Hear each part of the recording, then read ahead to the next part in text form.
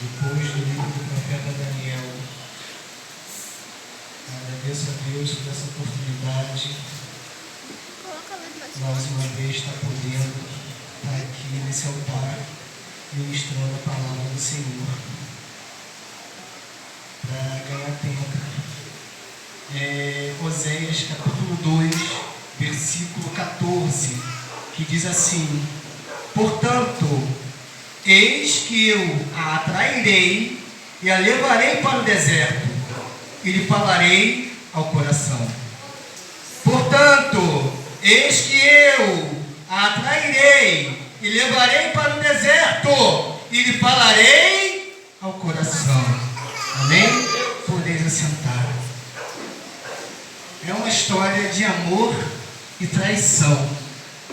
O livro do profeta Oséias, ele conta a história de Israel, num período em que Israel estava corrompida e a idolatria tomava conta do povo.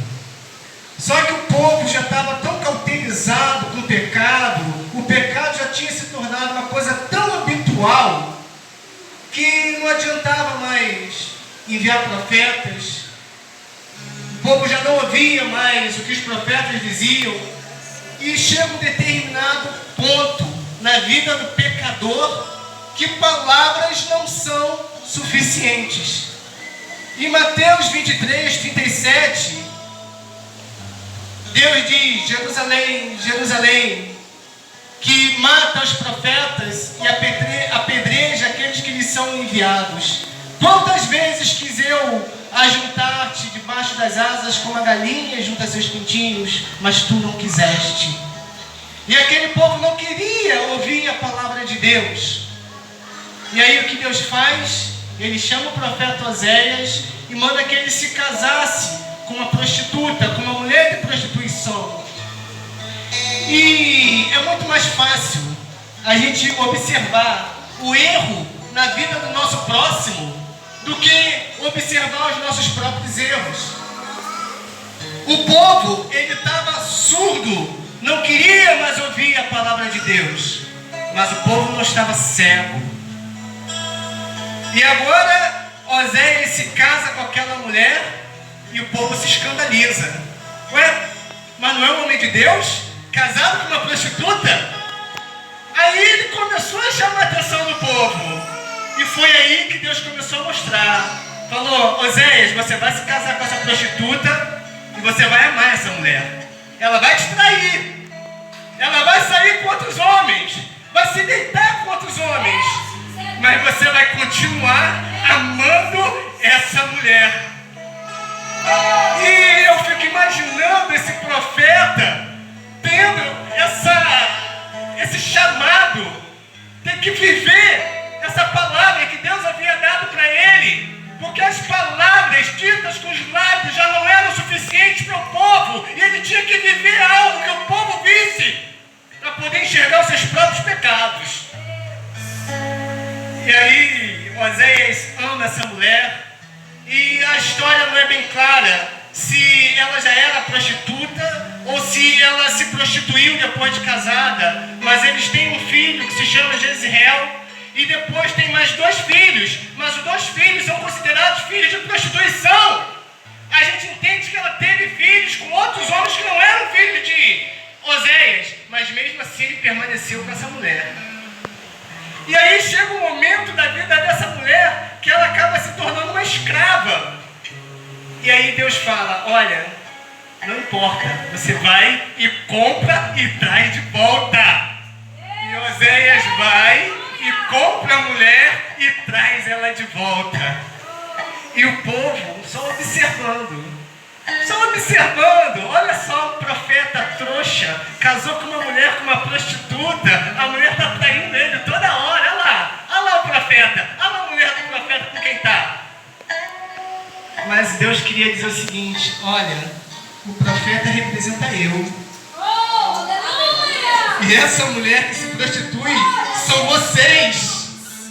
São vocês que seguem diante de outros deuses, esquecendo de mim, me traindo com prostituição, me traindo com outros deuses, fazendo tudo aquilo que não é da minha vontade.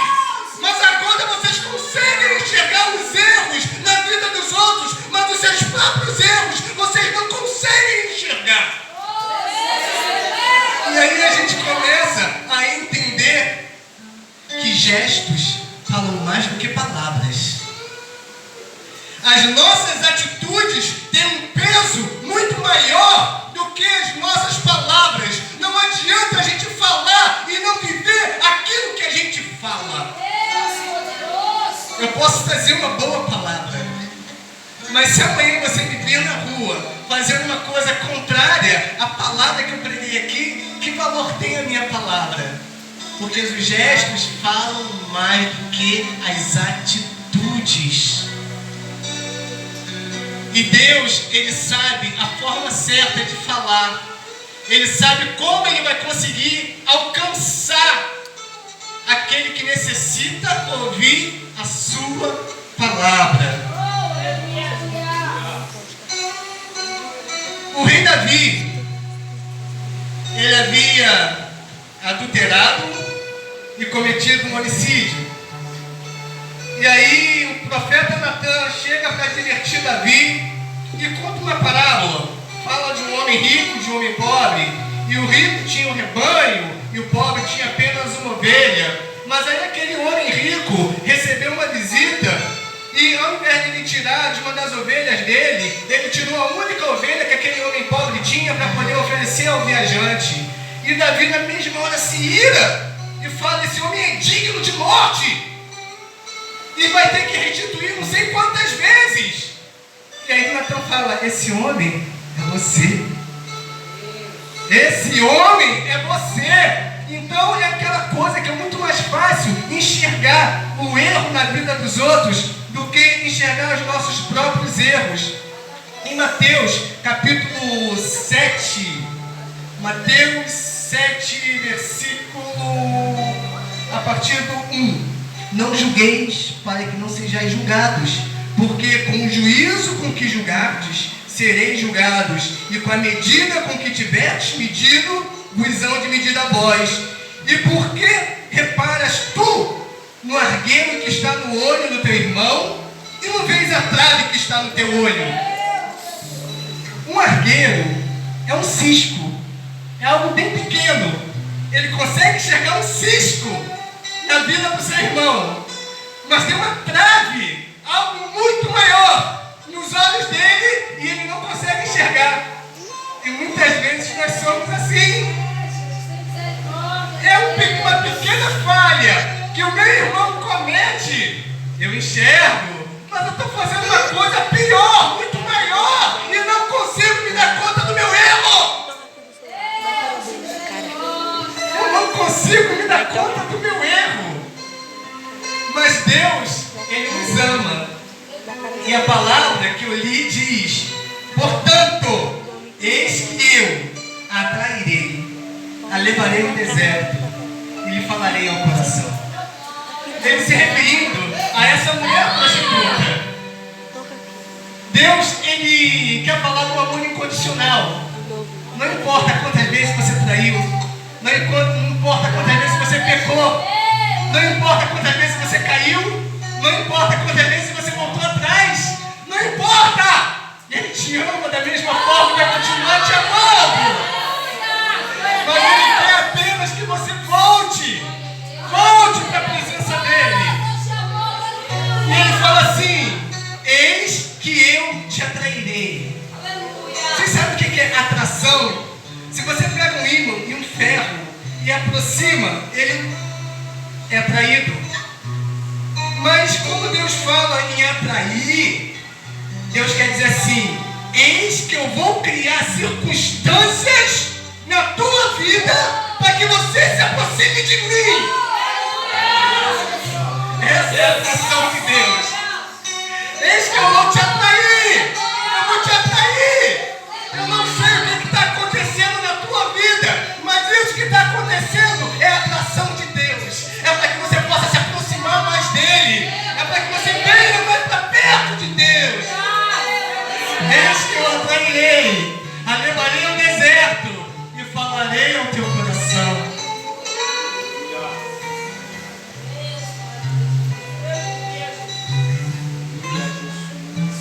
Muitas vezes, para se aproximar, a gente precisa tirar obstáculos. Se houver algum obstáculo entre mim e qualquer outra pessoa, vou ter dificuldade de chegar até ela. E a palavra de Deus nos diz que o que faz separação entre homem e Deus são os nossos pecados.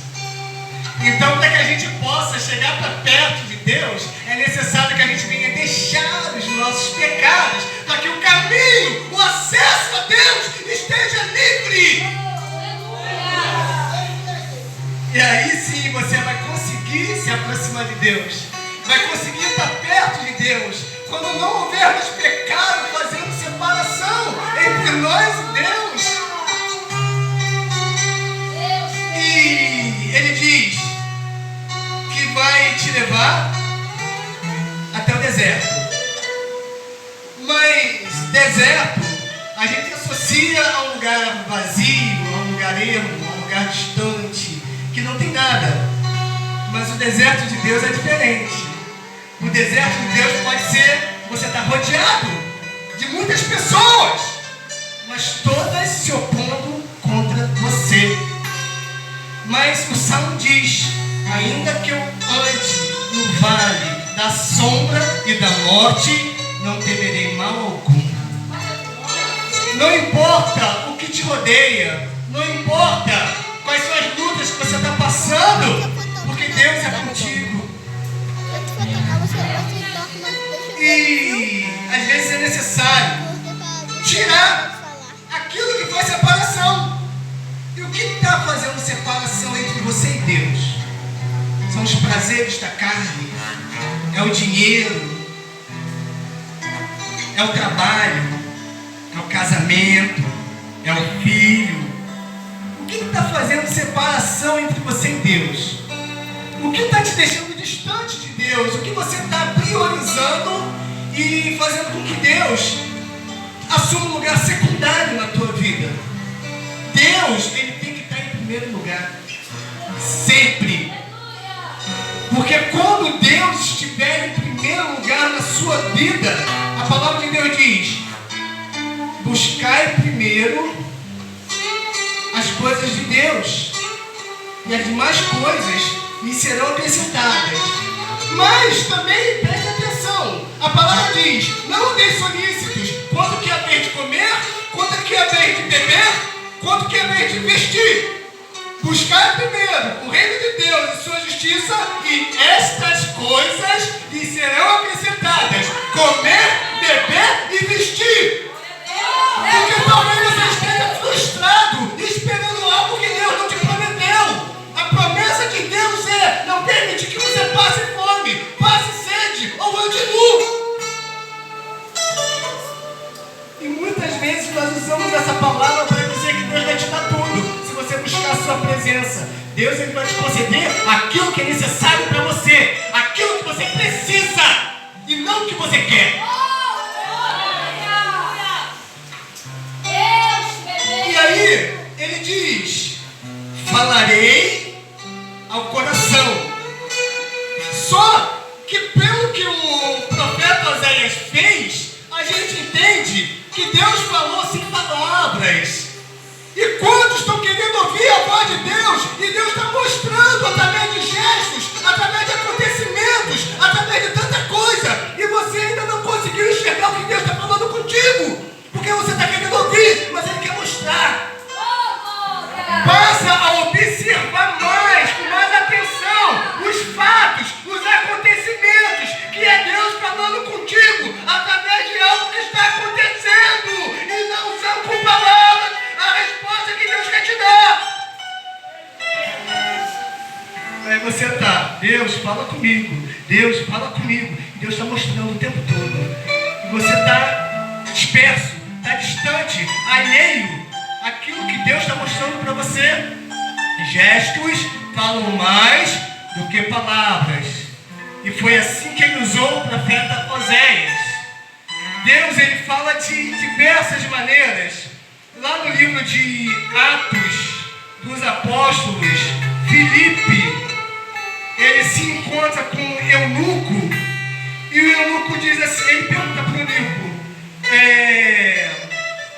e correndo Filipe, ouviu que lia o profeta Isaías, e disse: entende disse: como poderei entender se alguém não me ensinar? Vocês precisam procurar entender as formas como Deus fala. Deus não fala de uma única maneira. Para mim, Deus fala de uma maneira, para o pastor ele fala de outra maneira, para o diácono ele fala de outra maneira, para a igreja ele fala de outra maneira. Mas se você não tiver intimidade, não tiver aproximação com Deus, você não vai saber como ele fala contigo. Aí já é uma questão de intimidade. Quanto maior a intimidade, melhor você vai conhecer Deus e vai saber como ele age no particular contigo. Deus ele pode tanto falar, usar a boca de alguém para falar. Ele pode falar com você através de sonho, visão, revelação. Deus ele tem milhares de maneiras de falar contigo. Mas você tem que estar ligado. Eu digo que o crente faz plantão 24 horas. O crente não descansa, porque você não sabe a hora que alguém vai bater a tua porta e falar: irmã fulana, tem alguém demoniado na minha casa, por favor, a senhora é a única crente que tem aqui na vizinhança. Vai lá! E agora? Você está preparada para ir? Você está preparado para ir? A gente tem que estar ligado o tempo todo. O tempo todo. Não é só esperando a vinda de Cristo, é esperando qualquer situação. É uma má notícia que pode bater a nossa hora a qualquer momento. E se você não estiver ligado com Deus, aquela notícia vai te abalar e você pode se afastar da presença de Deus. No livro do profeta Isaías, capítulo 6, fala assim: no ano da morte do rei Uzias, eu vi a glória do Senhor. Aí eu ouço vários pregadores falando que foi preciso o rei morrer para ele poder ver a glória de Deus. Mas Amós já diz que Deus não faz nada sem antes mostrar, avisar aos seus servos, os profetas.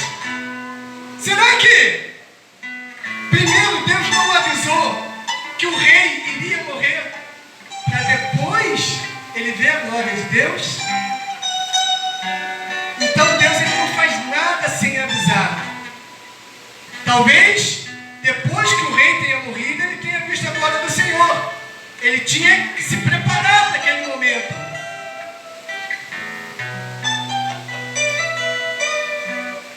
E falarei ao coração. Aí é que está a essência de tudo. Deus, ele quer falar a tua alma. Ele não quer falar a tua carne. Ele não quer falar ao teu ouvido. Ele quer falar ao teu coração. É onde está toda a parte sentimental do ser humano. É a parte mais frágil, talvez, do ser humano, é o coração. Guarda, pois, o teu coração, porque dele procedem todas as saídas. A boca fala o que o coração está cheio. E aí a gente começa a analisar, a gente encontra pessoas, começa a ouvir o que as pessoas falam. E aí, dependendo do que ela fala, você já começa a conhecer quem é a pessoa. Porque você sabe o que está vindo de dentro do coração dela. Eu gosto muito de ouvir as pessoas falarem para poder conhecer. A boca fala o que o coração está cheio. Se a pessoa só fala de futebol, a vida dele é assistir futebol. Se a pessoa só fala de novela, ela só fica assistindo novela. E aí, ela vai colocar sempre para fora aquilo que ela absorve.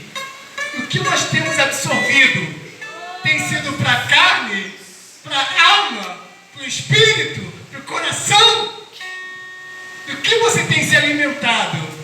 A gente se alimenta daquilo que a gente vê, a gente se alimenta daquilo que a gente ouve, a gente se alimenta dos louvores ou das músicas mundanas, das músicas seculares.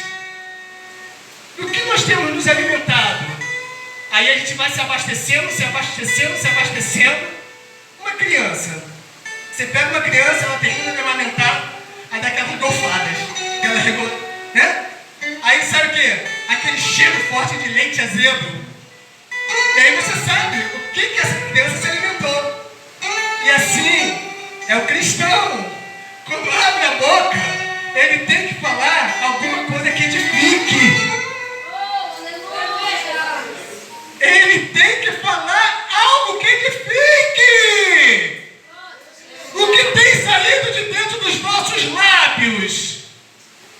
Porque Deus, Ele quer falar ao coração. E para falar ao coração, Ele proporciona toda uma situação para que você possa ouvir a voz de Deus.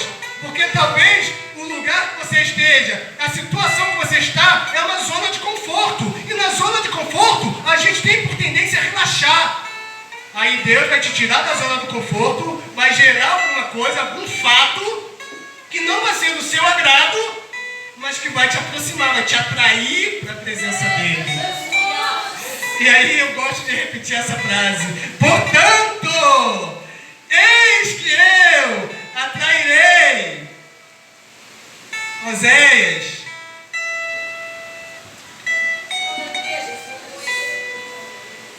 Para ficar bem gravado no coração da igreja.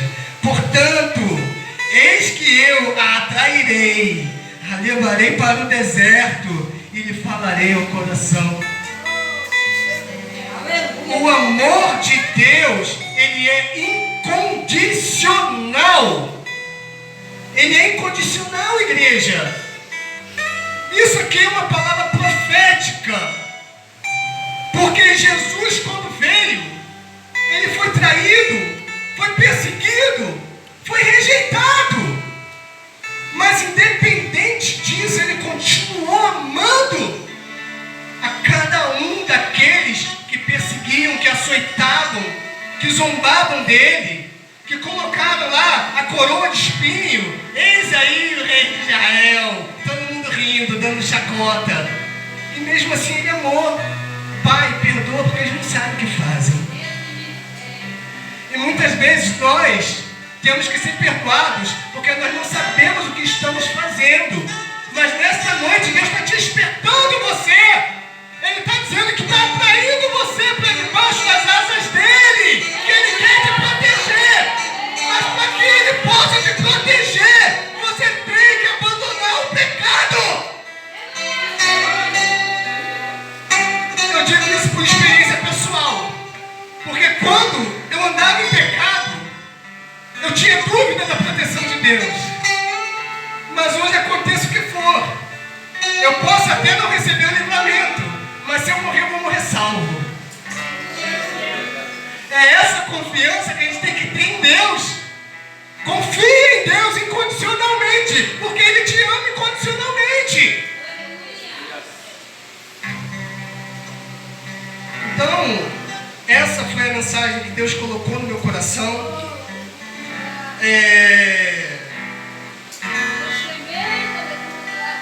Acho que Deus já falou em cada coração, dentro da necessidade de cada um, porque Deus, Ele não fala para as paredes.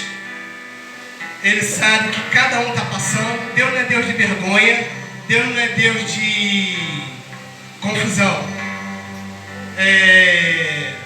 Quero fazer um apelo. Se tem alguém nessa noite que quer aceitar, que quer se reconciliar, que quer se aproximar de Deus, vem aqui à sua frente. Mesmo que não queira aceitar Jesus nessa noite, vem receber uma oração pelo menos.